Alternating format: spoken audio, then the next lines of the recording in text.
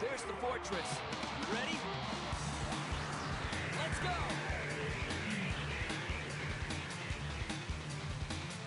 How goes it, my truculent troopers? We are here in an interesting perspective for this level of the Air Fortress in Sin and Punishment Star Successor. We're switching to the side view shooter, something that I did not remember about this game, but it is a fun perspective to play nonetheless. Okay, if those flying toasters, which is what it looks like to me, get too close, remember to tap the B button. It's your best friend when things try to interfere with your health bar. Now, this level gets pretty crazy. As you would expect, you know, we keep heightening up the difficulty as we go further throughout the level. First, it only starts with these annoying flying toasters shooting at you, having all these different arrangements, and trying to run into you head first because they figure, well, I only take one shot to be eliminated, might as well make that one shot count and kamikaze! But keep a close attention to the background there. You see that thing wobbling around that kind of looks like a crustal if crustal was mechanized, like a meta crustal? Well, yeah, we can't shoot back there yet. Okay, but I see a guy coming up from the background there, these meta soldiers. These actually look kind of similar to Space Pirates too. While we're speaking of meta and in mind of Meta Ridley, they do look very similar to the Metroid Prime Space Pirates. So even though you cannot fire to the background, they can fire at you. And what I'm guessing, although I'm not so skilled to try and pull this off, I'm really just worried about the ground soldiers here because they not only try to smack into you like the flying toasters, but they do have a lot of firepower. But we do too. We got charge shots, so don't be afraid to use them. Oh, wow, it looked like maybe we did shoot in the background. I don't know, this level's weird. You can sometimes shoot in the background, but not always. And when those crustal fire off their missiles, that's what I think the developers intend for you to do, is smack them back with a counter melee attack. This thing is interesting, a giant platform that's galloping, and it's got enemies on it. Alright, this red dude is freaking annoying. So let's blast his ass, finish him off for good. Oh, that's one last blaster. And you'll notice that not all of the plasma projectiles run at the same rate, which definitely increases the difficulty. You got some that come straight at you, some that do that splayed out kind of sun ray of formation, and then others that will just heat seek you. And great, I think more of the crustals are gonna shoot those, yep, mechanized missiles. Oh, see, now we can fire in the background. We couldn't fire in the background before. Oh, crap. A double red team diversion, and these guys got shields?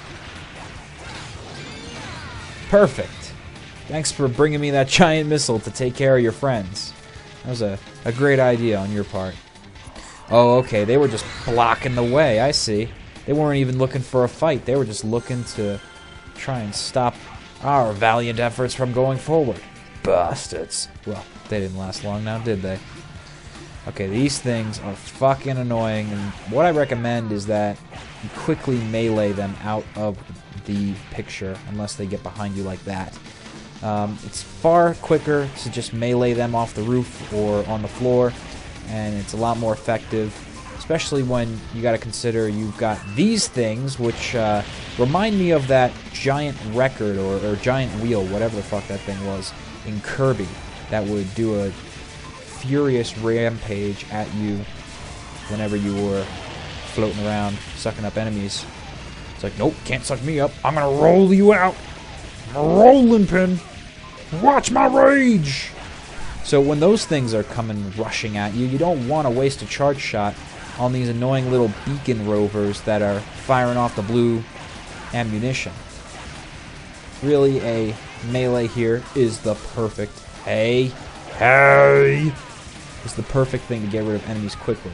Even those cyber crawling soldiers on the ceiling, that's another effective way to get rid of them. They are frustrating, dude, because they get really piled up. They will start to come in hordes, and if you're unlucky, they will happen to be on both the floor and ceiling. Okay. Yeah, see, they're building up. They're building up on the roof. Meanwhile, we got things to fight on the ground. Things up on the ceiling. Things that I think I might die for. Okay, got past that giant shooty wheel. Stay back! Stay back! Oh, shit. No. Okay, good. Good sidestepping. Okay, so it takes a long-ass time to break those things. Huh, the second one that I shot didn't seem to take as long. But don't get lost on shooting them. Really shoot these annoyances on the ceiling. I think that's what makes this level... Fuck you! Editing jump cut, bitches. That's the power of Corel. But I think that's what makes this level extra infuriating, is that there's people on the ceiling and people on the floor. And you can't focus on just one. You can't say, oh, I'm only going to care about the ground troops. No, because then you're going to get totally pwned by everything that's crawling on the ceiling. And there is a shit ton of things on the ceiling, as you just saw. Now this boss reminds me, this commander, I didn't actually catch his name. Oh yeah, the background still plays a role here, so be mindful of that. You're not alone in this fight. And unfortunately, you have no allies in the fight either. Just extra enemies to bat around and make this more challenging. But yeah, this fight reminds me greatly of the Bit Trip Fate final boss, and if you don't know what I'm talking about, I'll leave a link for you to click on the main boss's weak point, so it'll open up in another window and send you to that boss, because this guy looks directly ripped from that, although I know that Sin and Punishment came first, so if there was anybody copying anybody, it'd probably be the developers of Bit Trip taking some inspiration from this guy.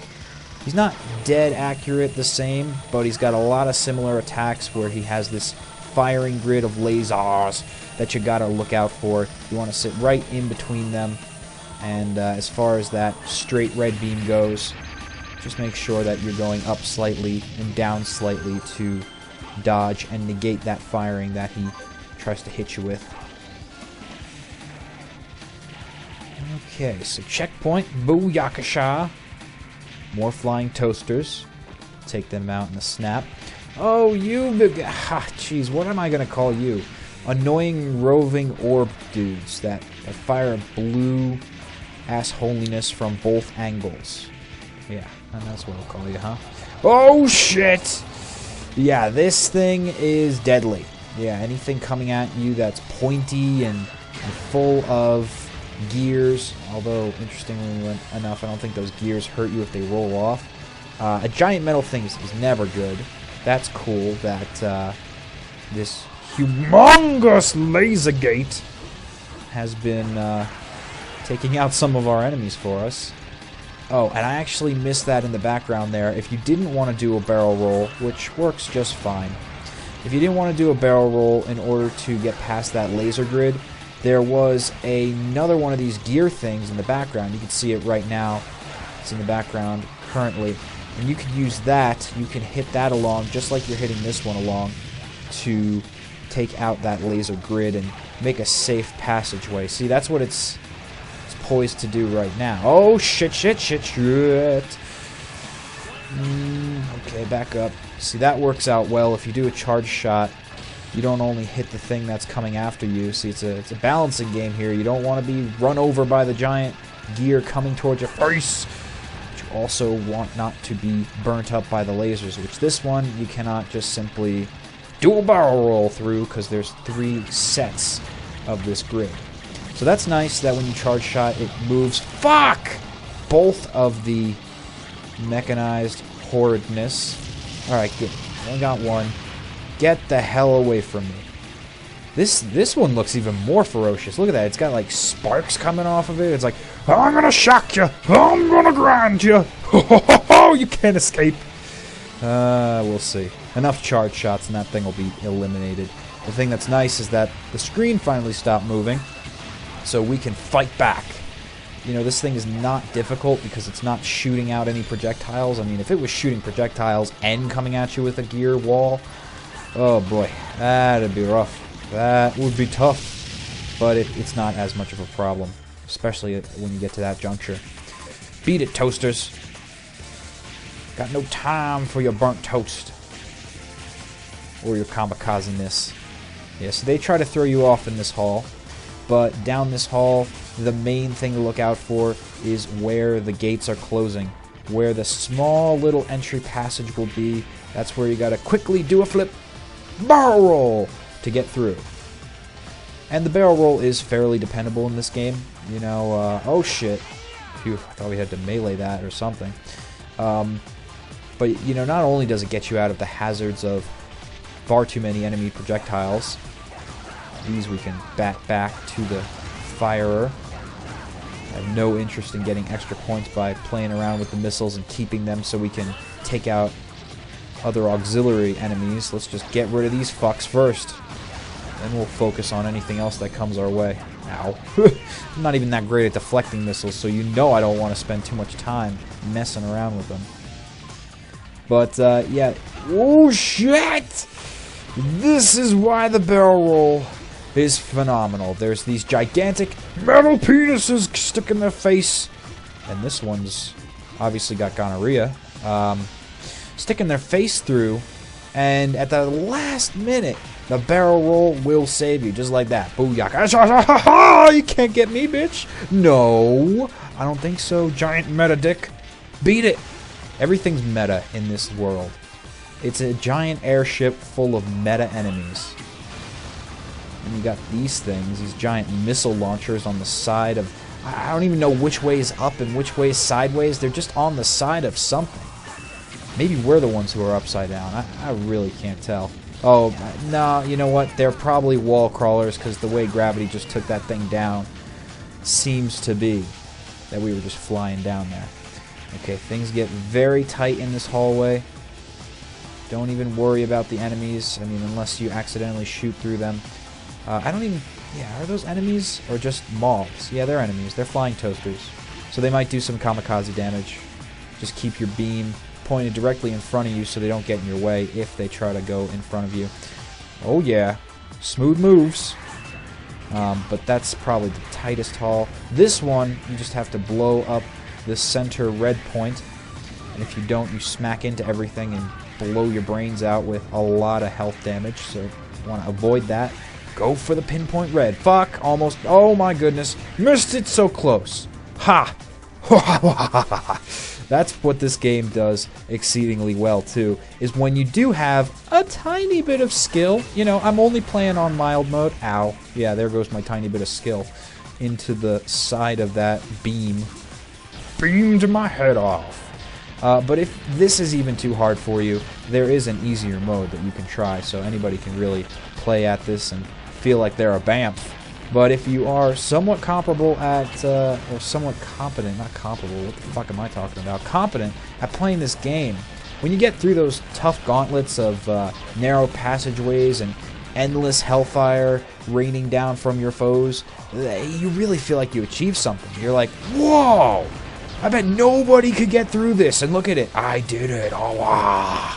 You feel like a badass. You really do. So that is another reason to pick up this game, for sure. Fairly soon, I'm going to start including in the video description section for all my videos where you can purchase this game, because it's a Wii title, so it's fairly cheap. And if you're looking for a good title to kind of hold you off while you're waiting for new Wii U titles to be released and there's just nothing out there, fuck the icicles, that's bullshit, then this is a great game to pick up in the meantime, because there are some extraordinarily awesome Wii games that many people missed out on. That's one of the things I'm probably going to be doing more on this channel, is more Wii game action, you know, whether it's this game or De Blob I'm planning on playing, you know, just trying to turn people on to some excellency that might have been missed out because, oh, the Wii is for casual core, there's no good games there. Which, whenever I get back to doing Gaming Gauntlet series, I can do some viewer mail, which many people had interesting perspectives on the Wii's livelihood and what audiences it's meant for. Okay, this one is our next commander, and simply named Guardian 17. Holy shit, does it have a lot of firepower. And a decent defense mechanism, too. Although, I would think if it had any bit of intelligence, Since it's all rectangles here, why doesn't it just park behind one of the rectangles and slowly go with it? Well, I guess if it did that, there would be no winning this game, but still, it would be a amazing commander. So keep on doing your barrel roll flips. It looks like a lot of hellfire, it looks like a lot of lasers in your face, but you keep rolling around, keep on moving. Oh, look at that. I didn't even know you could do that, but apparently you can break down these barricade shields that barrage you with their firepower. I didn't know that. I thought you could only hit the commander. That's good to know. Probably a useful bit of information that is now a strategy you all can implement in your game. But be sure to stafe around. Is that the right word? Stafe? I don't even know. Move around the screen, not just barrel roll, because when you move as though you're just moving, you're flying or walking, whatever it is, the screen will move, and that will give you a different angle on shooting the commander. This match is not like Brimstone, where, that was the guy's name, right? The giant boiler that we fought that had tons of turrets on it. That dude. It's not like that guy in which you could not really move quick enough, or it wasn't worth it because there was a ton of fire mines lining the floor. You don't have to worry about that here, and it probably is much more advantageous to move around in many different ways to find its weak point, which it's constantly moving, so you gotta keep moving. You got to move it, shoot and shoot and shoot it, and then you win! Alright, we'll continue the action next episode.